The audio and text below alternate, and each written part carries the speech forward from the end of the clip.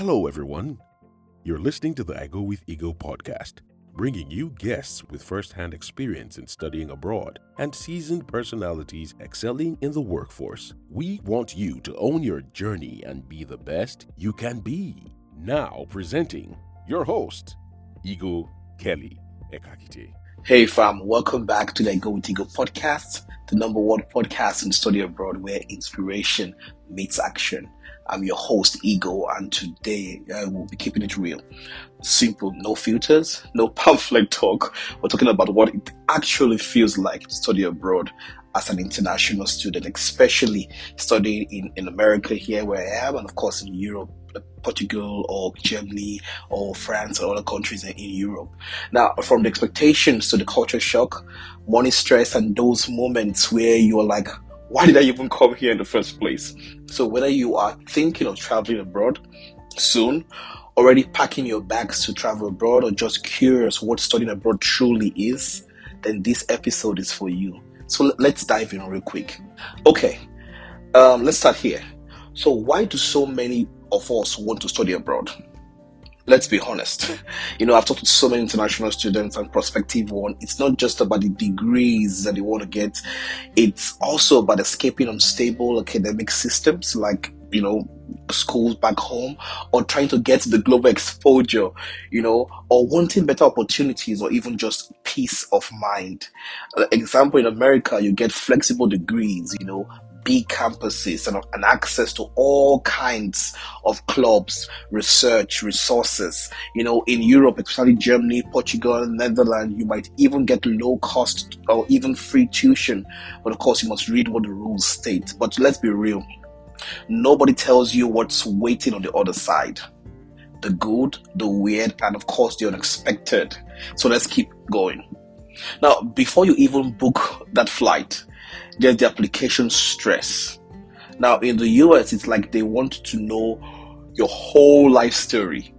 The essays, the recommendation letters, the proof of English, and sometimes interviews, Now, in Europe, they are more academic focused. So talk about your transcript, statement of purpose, language requirements, but the deadlines are snaky. Some schools close application almost a year earlier. So you have to know what the application states and what the deadlines are. But quick tips. Now, if you're applying, you must be authentic.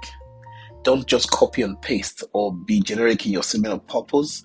Tell your story, tell your why, and check for hidden scholarships, because many schools, their scholarships are not even on their website. So please, when you're applying, check for scholarship as well. Okay, so boom, you land in America. You're finally in New York, maybe you're in Berlin in Europe, London in UK, excited, or Lisbon in Portugal, excited, but then it hits you. Damn, it's a different country. Everything looks different. Now, in the US, students call professors by their first name, which most of us in Africa, we don't do to elders. Now, you're expected to speak up, even if you're shy, and time is everything. If you're late, forget it. In Europe, Germans are direct. They're like blunt, straight up blunt. French people might act like English doesn't exist, outside the class. And in Portugal, they're way more welcoming and try to help you around than most European countries. I'm sorry to say, but yeah, it's the truth. And then there's the weather shock. Imagine 4:30 p.m. is already pitch black dark, or imagine 10 p.m. is still, or 11 p.m. is still bright, And let's not forget too, there are people that have little microaggressions. And they ask you all kinds of questions, weird questions. Can I touch your hair? Do you have internet in Africa for those from Africa? Or you're just being stared upon like you are a statue or someone that just came out from a zoo? But trust me, I've survived. You will survive just the way others have survived too. So tips to survival in these countries or in a different place entirely. Join local African groups. If you're African, join local groups, student groups in your school. Find a community. It could be the church, the mosque, the gym, something different, and talk to people, even a counselor if you need to, because mental health is very, very important. Mental health is important. So that's it. But another thing we need to talk about as important is money. Let's talk about money, because almost abroad is not cheap. Studying abroad, even if you have all scholarship, it's not still cheap. Apart from school fees, there's rent, there's groceries, there's transport, there's insurance, and there are random things that you never budgeted for. Now, for example, in the US, you can work on campus, but there's a restriction. It's only 20 hours a week. In Germany or the UK, there are more options, but it's still tough. In Portugal, I think you can work as a student full time. But I know students doing babysitting, restaurant shifts, Uber Eats, DoorDash, cleaning jobs just to get by. Sometimes it's illegal, but just to get by. So you hear, I'm managing a lot. It's not just vibes. People are really grinding. People are really working so hard. So pro tip, budget.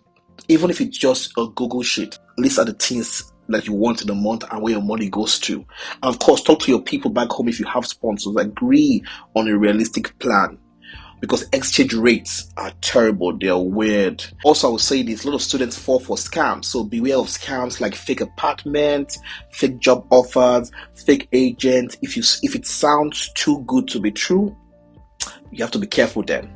Just be extra careful and make more research before you agree on anything with anybody.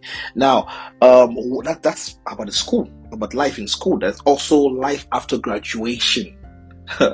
You've made it. Wonderful. You've graduated, the best graduating students in your class or your set, and you're done with all the all-nighters and the last-minute projects. Now what?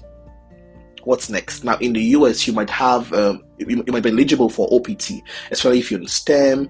It takes you about 3 years to be here. If you're in Europe, some countries give you post-study work visas, like 2 years in the UK, 18 months in Germany, about 2-3 years in Portugal. But here's the truth. Getting a job is hard. It's not just about your degree now. You need experience. You need networking. You need a good CV. And you need strategy. Now, some people stay, some people go back home. It's all a personal decision. Now, if you're planning to return back to your country, start thinking about that early, But you need to build connections at home as well, too. Because your foreign degree doesn't automatically guarantee you a job, or a good paying job back home. You have to network as well, too, to use the degree wisely. Whew, I know that was a whole lot. That was a way fast description of everything, all the experiences. That was a lot, but honestly, we are just scratching the surface. Now, studying abroad is amazing. Don't get me wrong. It is beautiful. It's an experience, a new beginning for you, but also it is hard. So you grow, you cry, you adapt, but through it all, you become a stronger person. Now, so if you vibed with this episode, do me a favor, share it with one person you know is planning to study abroad. DM me on IG or Twitter at igowithIGHO. I want to hear your study abroad story. Leave a review, subscribe, and let's keep building this global family together. Until next time, stay real, stay bold, and never stop learning. Igwe Kakite. I will always be here for you. Take care.